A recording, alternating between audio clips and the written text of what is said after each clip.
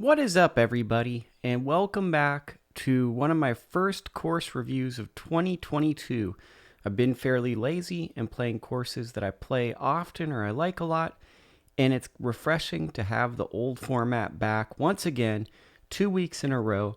Hope you're enjoying it. If you enjoy what I'm doing, be sure to like the channel, subscribe to the content, and share it with other people, or leave a helpful suggestion saying maybe I need to get the camera up higher and not on the floor and stuff. That would be a really helpful one because I don't think I've figured that one out yet.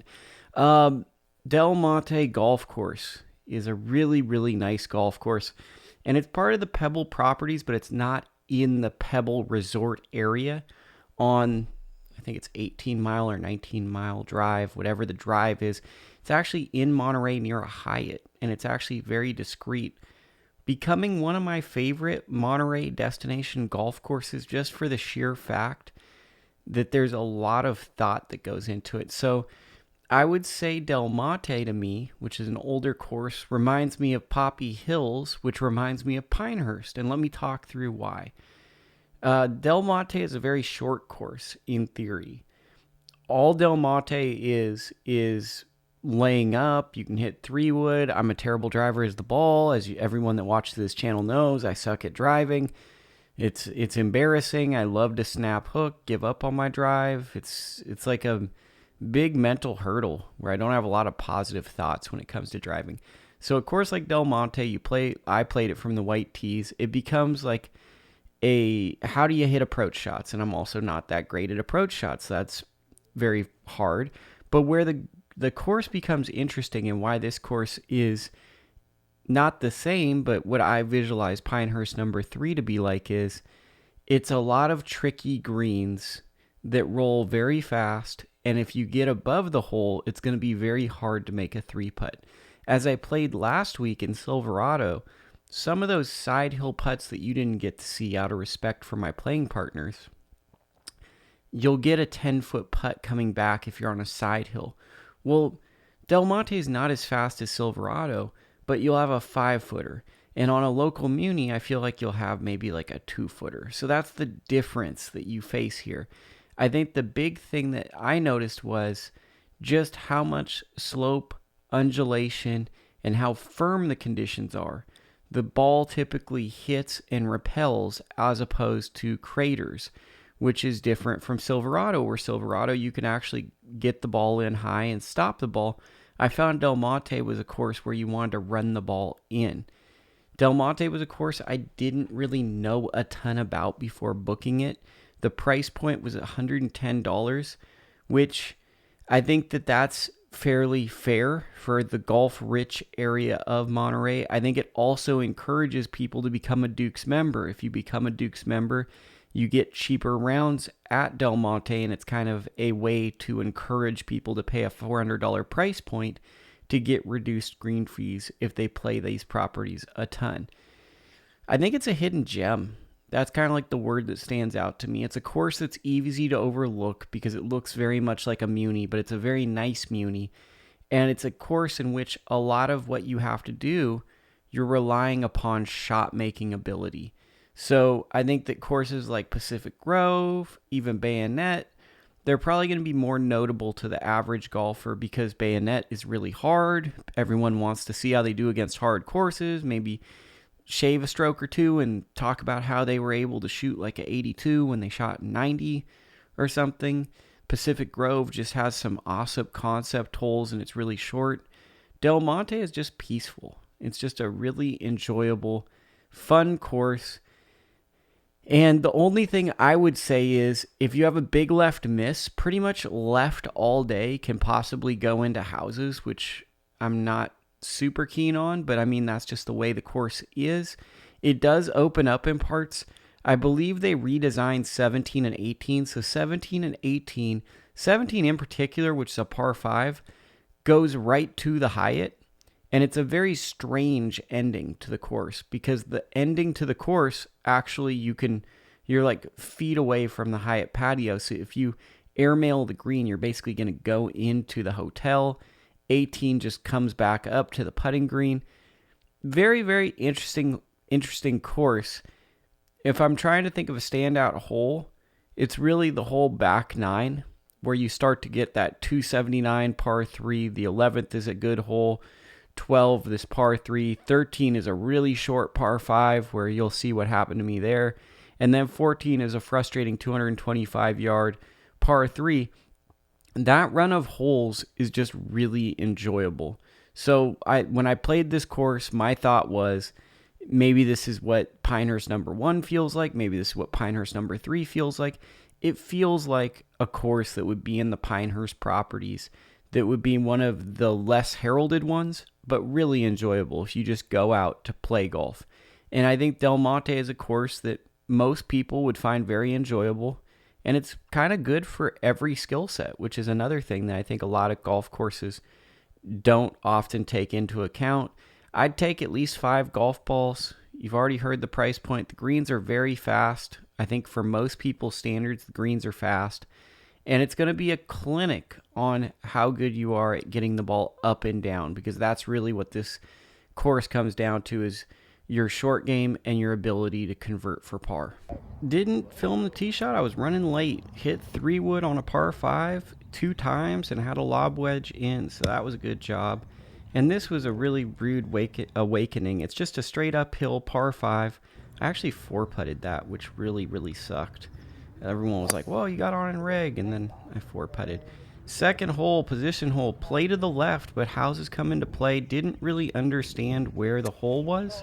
Kind of went too far and left myself in a weird position. You'd want to be more to the left, and this is what I'm saying, where it's a position hole.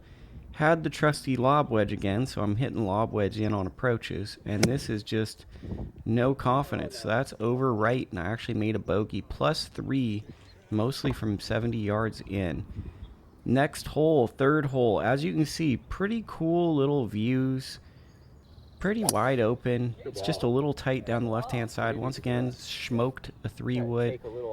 Now I have this approach. And then I was just, once again, I keep saying once again, so if you want to drink to this, that would be a good way to do it. But struggling with distance control. Uphill, about 135.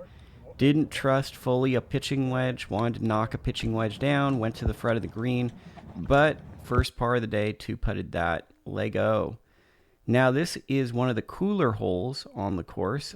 I guess I filmed this in slow motion, which is super sick, and I didn't even get myself in the frame. Look at that. Activating my right leg. Look at that. What a good over-the-top swing. But what's cool about this hole is... Oh, this isn't the one, so I'm idiot. But it's just basically a position hole. You want to just try to keep that between the bunkers, get it there, got up and down, let's go. This is the hole I actually thought I was talking about, where I had a 6-iron.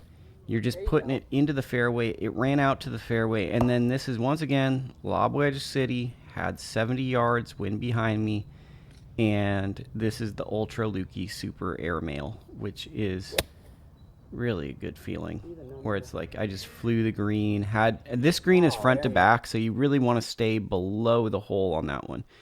The 185-yard par 3, really a crazy shot. Hit a 5-iron to right here. Happy to get up, and then 2-putt for bogey there. Really a tricky shot. This is, I believe, the hardest hole on the course, and I aimed at that tree because everything left is basically death. So I didn't hit the best 3-wood.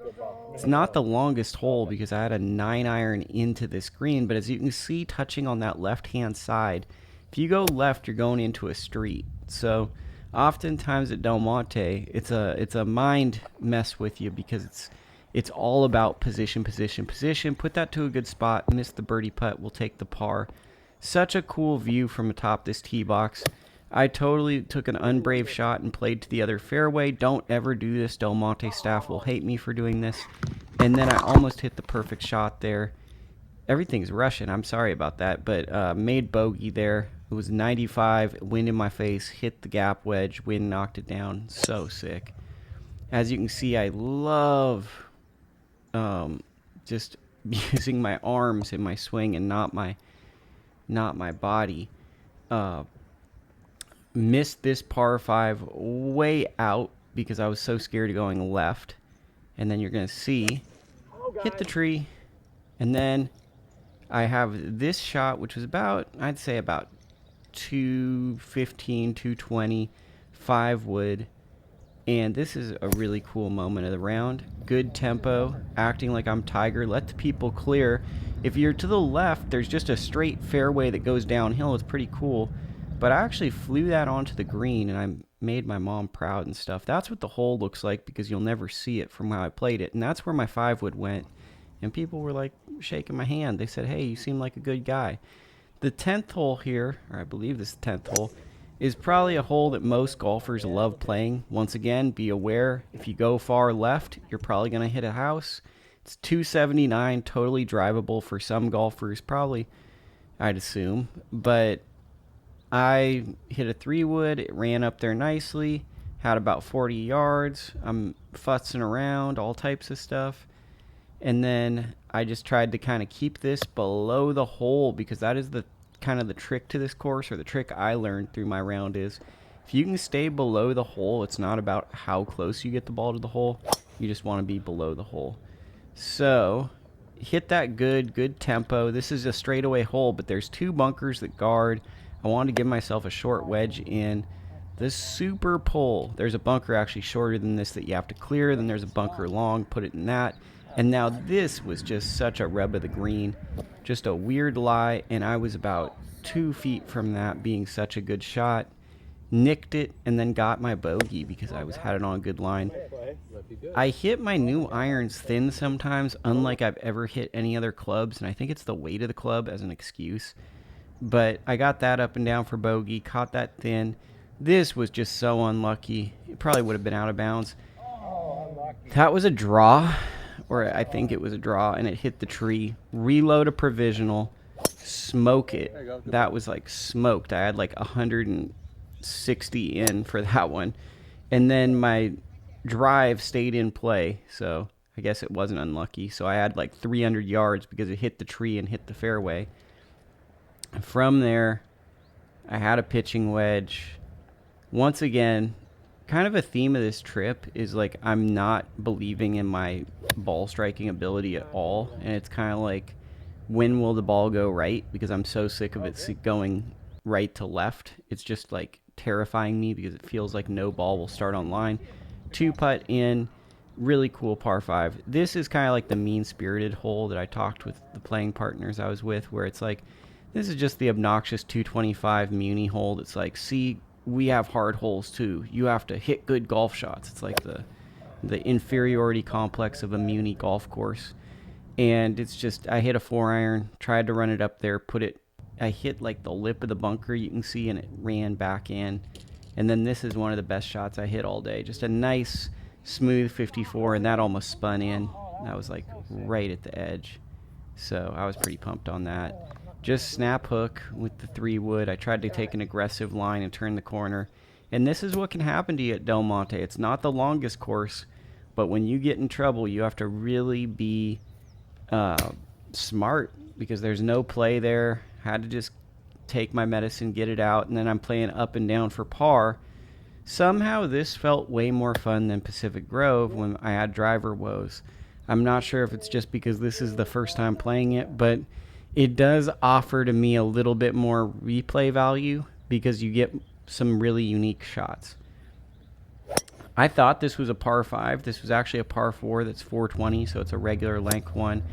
It's always sick on a par 4 where I have to hit driver 3 wood. That was totally the distance. I just didn't bring it back left. I hit a straight shot, and I got robbed on this one. This was one of these where I totally thought I hit the good safe shot there.